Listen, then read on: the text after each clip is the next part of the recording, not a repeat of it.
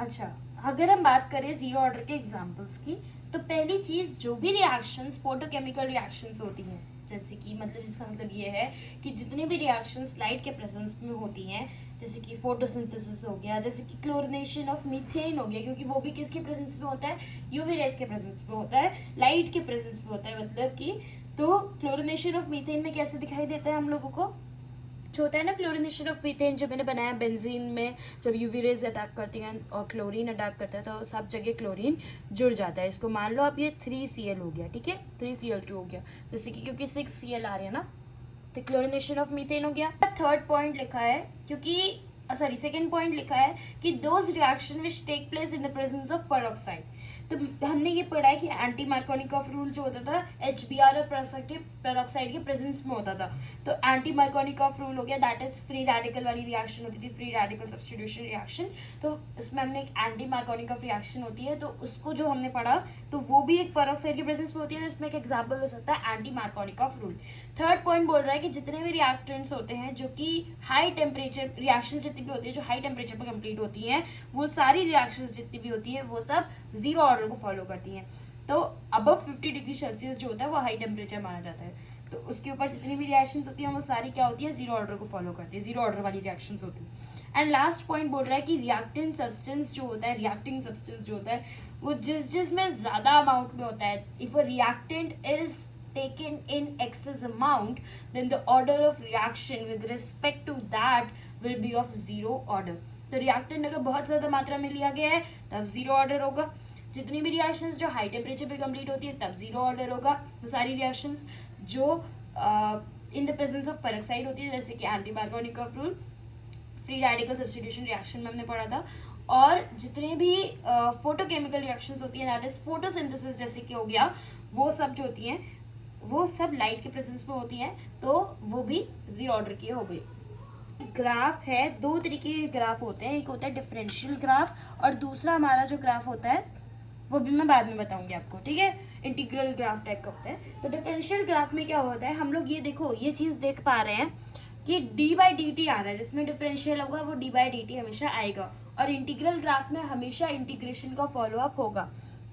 तो हमारा जो वैल्यू है r is equal to minus dc/dt is equal to k into active mass of a की power 0 आई थी, तो हमने k ही मान लिया था, तो r is equal to k हो गया था। अब मैंने इधर r की वैल्यू रेट ऑफ रिएक्शन की वैल्यू प्लेस की और इधर हमने कॉन्सेंट्रेशन ऑफ रिएक्टेंट को प्लेस किया है, ठीक है। तो हमने ये देखा कि जीरो ऑर्डर रिएक्शन में it is independent of the concentration of reaction, भले ही कॉन्सेंट्रेशन ऑफ रिएक्टेंट बढ़ता जाएगा तब भी क्या होगा, रेट ऑफ रिएक्शन जो होगा वो सेम रहेगा, it will be dependent on the value of k, it will not depend on the value of the concentration of the reactant. तो ये सिर्फ बढ़ती ही जा रही है, बढ़ती ही जा रही है, बढ़ती ही जा रही है। तो जीरो ऑर्डर में क्या हो रहा है, रेट ऑफ रिएक्टिंग सब्सटेंस का कॉन्सेंट्रेशन अगर चेंज भी हो रहा है तो रेट ऑफ रिएक्शन जो है वो सेम है। ये हमारा डिफरेंशियल ग्राफ होता है, ठीक है। तो अगर कोई ए रिएक्टेंट है वो प्रोडक्ट बना रहा है, ठीक है, उसके बाद क्या है, अगर हम एट t इक्वल टू 0 की बात करें, एट टाइम इक्वल टू 0 में बात करें, तो इसकी इनिशियल कॉन्सेंट्रेशन हमने मान ली C0 मान ली A है, ठीक है, ये हमारी क्या है C0 है, और प्रोडक्ट पे तब हमारा कुछ भी फॉर्म नहीं होगा। जब हम कोई टाइम ले रहे हैं, specific time equal to t, then हमारा C एट t टाइम हमारा क्या बन रहा है, A माइनस एक्स बन रहा है, और ये क्या बन रहा है, हमारा x बन रहा है। This is after time t CT, ठीक है, CT मैंने ऐसे लिख दिया, C0 मतलब हो गया initial concentration and CT is the concentration after time t।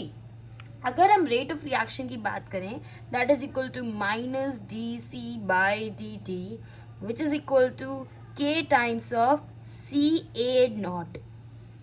ठीक है। CA0 मतलब क्या हो गया कि A है क्योंकि, तो हमने CA लिख दिया, और नॉट जो है CA0 हो गया इस तरीके से, मतलब कि इनिशियल कॉन्सेंट्रेशन की बात कर रहे हैं। तो क्योंकि CA0 जो है R इज इक्वल टू हो जाएगा minus dc/dt which is equal to k, ठीक है। जो CA0 है, CA0 नहीं एक्चुअल में वो CA की पावर 0 है, ठीक है, क्योंकि जीरो ऑर्डर n की वैल्यू रखते थे ना इधर, अब देखो ये 0 है तो इधर के हो जाएगी वैल्यू, तो which is equal to minus D C by D T. इसको अगर हम कॉन्सेंट्रेशन C0 रखें और CT, क्योंकि CT is the final and C0 is the initial, ठीक है, इसके बराबर हो जाएगा K times of DT। DT से हमने क्या किया, ये DT को इधर भेज दिया हमने और इधर हमने इंटीग्रेट कर दिया from time equal to 0 to time equal to t। हो गया, तो ये हमारा बचा C0 minus CT is equal to K times of T minus 0। तो हमारी वैल्यू आई C0 minus CT upon K upon T is equal to K। ठीक है, ये T है इज इक्वल टू K।